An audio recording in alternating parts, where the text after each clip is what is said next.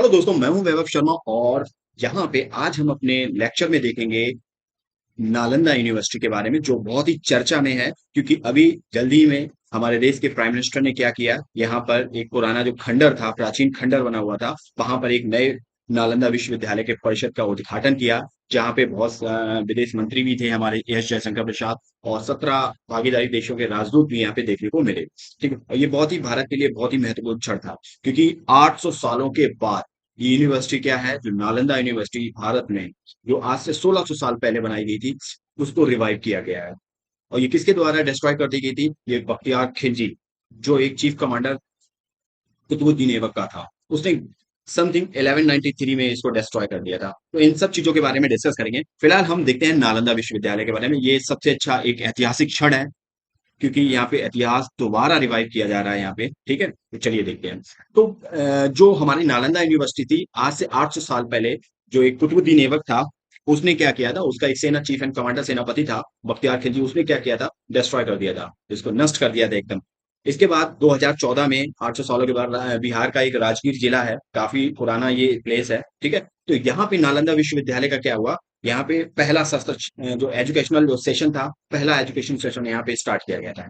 अच्छा, नालंदा विश्वविद्यालय हमारे प्राचीन काल में अगर देखा जाए, आज से 1600 साल पहले जब गुप्ता एम्पायर में बनाया गया था कुमार गुप्ता द्वारा, तो तब ये बहुत ही ज्यादा हायर एजुकेशन के लिए बहुत ही ज्यादा, मतलब एक बड़े लेवल पे कह सकते हैं, इसकी ख्याति प्राप्त थी, इसको वर्ल्ड लेवल पे ये फेमस था।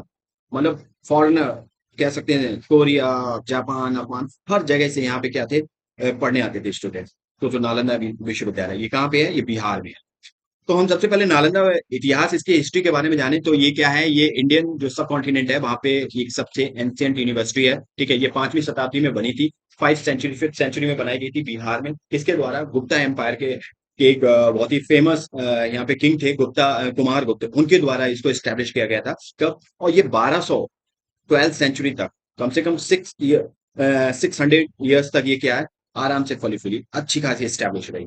ठीक है, और जो वर्धमान एम्पायर के हर्षवर्धन पाल जो किंग थे, उनके टाइम पे इसको बहुत अच्छी ख्याति प्राप्त हुई, काफी फेमस हो गई थी यूनिवर्सिटी। ठीक है, यहाँ पे एजुकेशन, कल्चर और ये जो भी इंटेलेक्चुअल आदान प्रदान का एक तरह से ये सेंटर था। यहाँ पे नॉलेज का भरपूर भंडार था हमारे पास एंशियंट टाइम में, नालंदा यूनिवर्सिटी के नाम से। और नालंदा यूनिवर्सिटी थी, यहाँ पे बहुत सारे मॉन्क्स रहते थे, भिक्षु भिक्षुणियां भी रहते थे। और बौद्ध धर्म के लिए, तो बौद्ध धर्म के सारे के सारे यहाँ पे लिटरेचर, जो भी फिलोसफी थी, बुद्धिज्म फिलोसफी थी, वो सारी के सारी यहाँ पे पढ़ाई जाती थी। यहाँ पे बहुत ही दूर दूर से, सोचो, चीन, Korea, Japan, Tibet, Mongolia, Sri Lanka, south east Asia, जैसे कि फिलीपींस आ जाता है आपका, वियतनाम, आपका लाओस, कंबोडिया, यहाँ से स्टूडेंट पढ़ने आते थे यहाँ पे।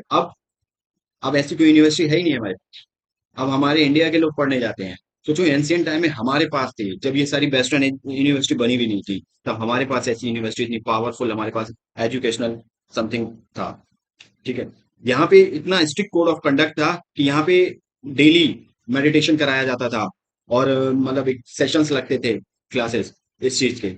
यहाँ पे जो सब्जेक्ट्स पढ़ाए जाते थे, जैसे कि medical science, Indian medical science, Ayurveda पढ़ाया जाता था यहाँ पे, रिलीजन्स के बारे में पढ़ाया जाता था यहाँ पे। और जो बौद्ध रिलीजन है, बुद्धिज्म के बारे में तो सारी की सारी फिलोसफी पढ़ाई जाती थी।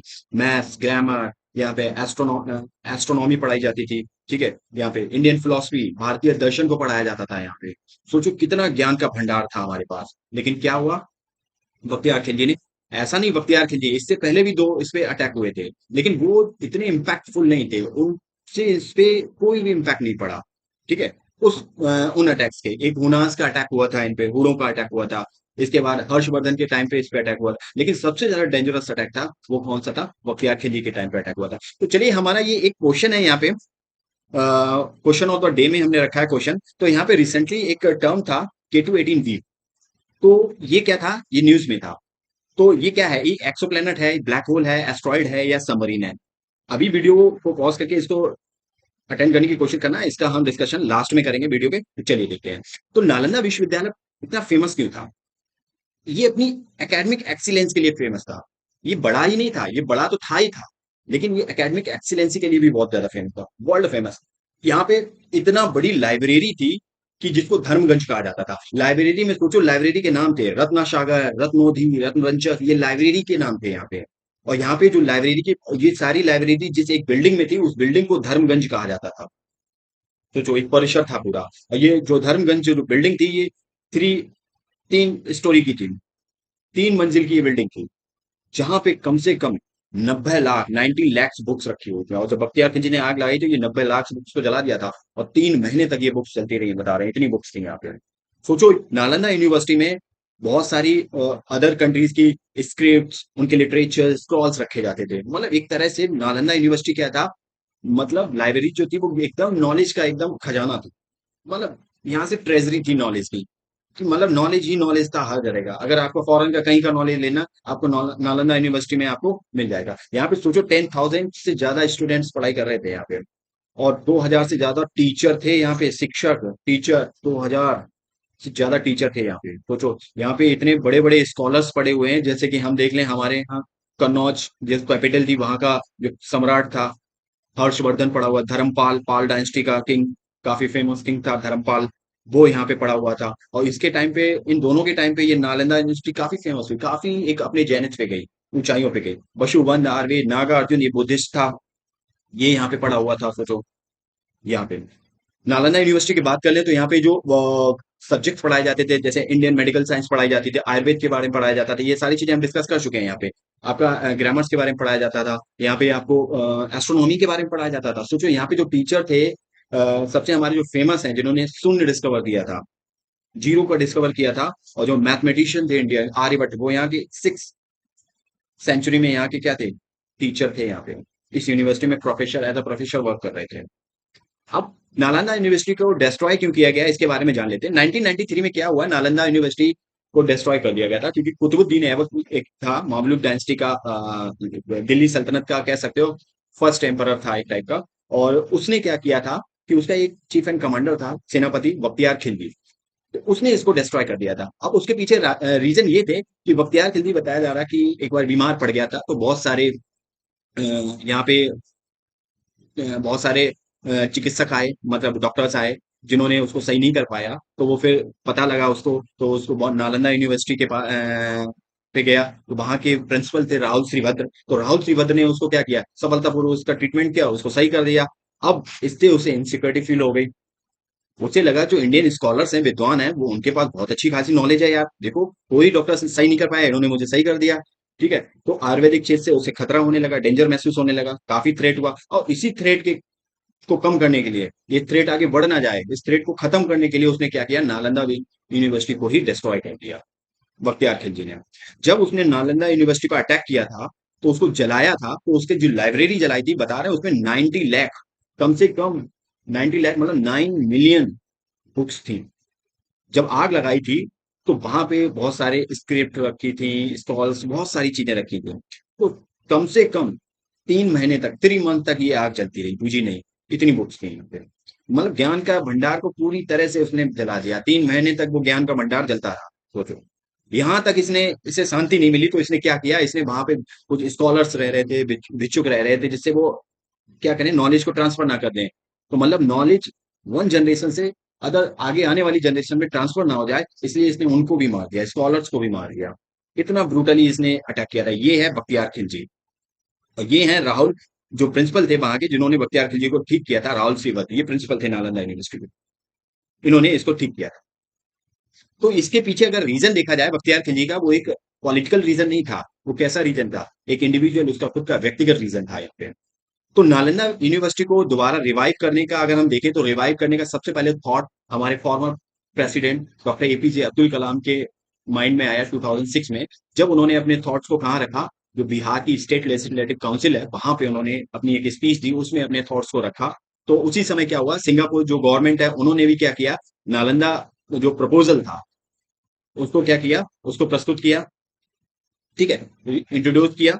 और इसके बाद इस जो एजुकेशनल जो इंस्टीट्यूट है, इसको पुनः रिवाइव करने का की एडवाइस दी, किसने, सिंगापुर गवर्नमेंट। यहाँ पे फिर क्या हुआ, यहाँ पे बहुत सारे जो ईस्ट एशिया समिट होती है, वहां के 16 कंट्रीज के जो वर्ल्ड लीडर थे, उन्होंने भी क्या किया, इस प्रपोजल का सपोर्ट किया अच्छे खासा। और इस प्रपोजल का सपोर्ट करने के बाद इसको इंटरनेशनल लेवल पे काफी ज्यादा इस प्रपोजल को ख्याति प्राप्त हो गई। और 2010 में क्या हुआ, एक एक्ट बना, इसके बाद ये भारत की जो पार्लियामेंट है उसके दोनों जो हाउसेज हैं, अपर हाउस लोअर हाउस, दोनों में पास हो गया।